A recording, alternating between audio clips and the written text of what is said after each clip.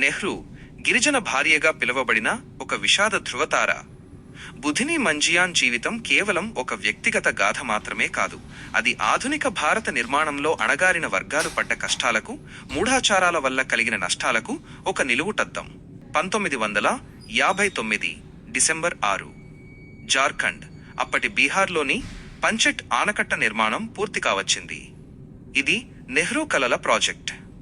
ఈ ఆనకట్టను ప్రారంభించడానికి వచ్చిన నెహ్రూ, అభివృద్ధి పనుల్లో పాల్గొన్న కార్మికులే దానిని ప్రారంభించాలని భావించారు.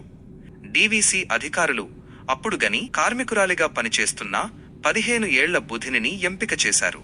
ఆమె నెహ్రూకు పూలమాల వేసి ఆయనతో కలిసి స్విచ్ నొక్కి డ్యాంను ప్రారంభించింది. ఆ సమయంలో నెహ్రూ ఆమెకు ప్రతిగా ఒక పూలమాల వేశారు.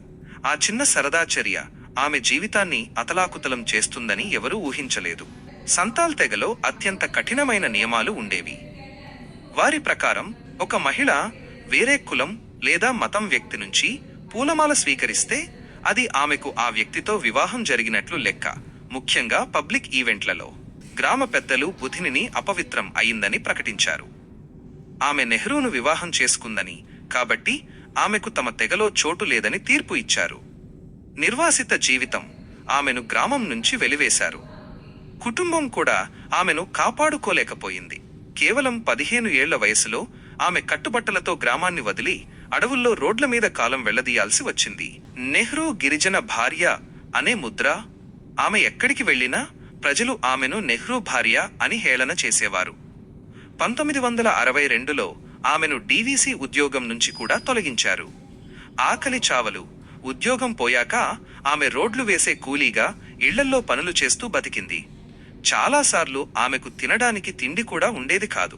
ప్రధానికి తెలియని నిజం, తాను ప్రాతినిధ్యం వహించిన దేశ ప్రధాని కారణంగా తన జీవితం నాశనమైందని ఆమె ఎప్పుడూ ఫిర్యాదు చేయలేదు.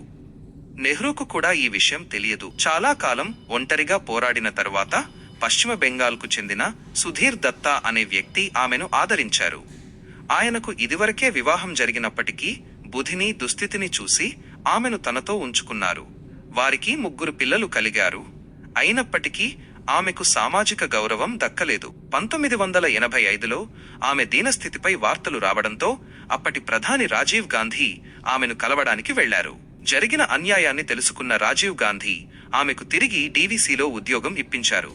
దాదాపు 26 ఏళ్ల తర్వాత ఆమె మళ్లీ గౌరవప్రదమైన జీవనోపాధిని పొందగలిగారు.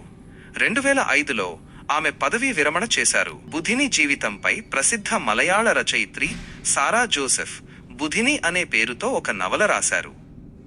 ఈ నవలలో ఆమెను అభివృద్ధి కోసం బలికాబడిన ఒక గిరిజన చిహ్నంగా చిత్రీకరించారు. దేశాభివృద్ధి కోసం ఆనకట్టలు నిర్మించినప్పుడు వేలాది మంది గిరిజనులు తమ భూములను కోల్పోయారు. బుధిని భూమితో పాటు తన జీవితాన్ని, గౌరవాన్ని కూడా కోల్పోయింది. ఆమె 2012 నవంబర్లో మరణించారు. ఆమె మరణం తర్వాత మాత్రమే దేశం ఆమె పట్ల చేసిన తప్పును గుర్తించింది. ఆమె గౌరవార్థం ఆమె ఊరిలో ఒక విగ్రహం ఏర్పాటు చేయాలని స్థానికులు ఇప్పటికీ డిమాండ్ చేస్తున్నారు. బుధిని కథ మనకు నేర్పే పాఠం ఏంటంటే, అభివృద్ధి అనేది కేవలం కాంక్రీటు కట్టడాల్లో లేదు, ఆ నిర్మాణాల వెనుక ఉన్న సామాన్యుల బలిదానాలను గుర్తించడంలో ఉంది.